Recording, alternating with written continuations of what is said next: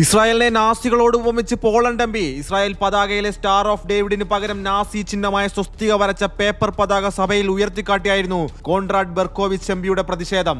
ഇദ്ദേഹം തീവ്ര വലതുപക്ഷ പാർട്ടിയായ കോൺഫെഡറേഷന്റെ അംഗമാണ്. മിഡിൽ ഈസ്റ്റിൽ ഇസ്രായേൽ നടത്തുന്ന വംശഹത്യയാണെന്നും അന്താരാഷ്ട്ര തലത്തിൽ നിരോധിക്കപ്പെട്ട വെളുത്ത ഫോസ്ഫറേറ്റ് ബോംബുകൾ ഉപയോഗിച്ച് സ്ത്രീകളെയും കുട്ടികളെയും കൊന്നൊടുക്കുകയാണെന്നും അദ്ദേഹം സഭയിൽ ആരോപിച്ചു. ലക്ഷക്കണക്കിന് ജൂതന്മാർ നാസി പീഡനങ്ങളാൽ കൊല്ലപ്പെട്ട ഹോളോകോസ്റ്റിന് സാക്ഷ്യം വഹിച്ച പോളണ്ടിനെ സംബന്ധിച്ചിടത്തോളം ഈ നടപടി അതീവ ഗൗരവകരമാണ്. സഭയിൽ വലിയ ബഹളമാണ് ഇതേ തുടർന്നുണ്ടായത്.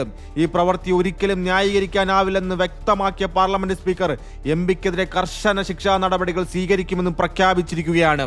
ഇസ്രായേൽ എംബസി ഈ സംഭവത്തോട് പ്രതികരിച്ചത് സെമറ്റിക് വിരുദ്ധ ഭീകരത എന്നാണ്.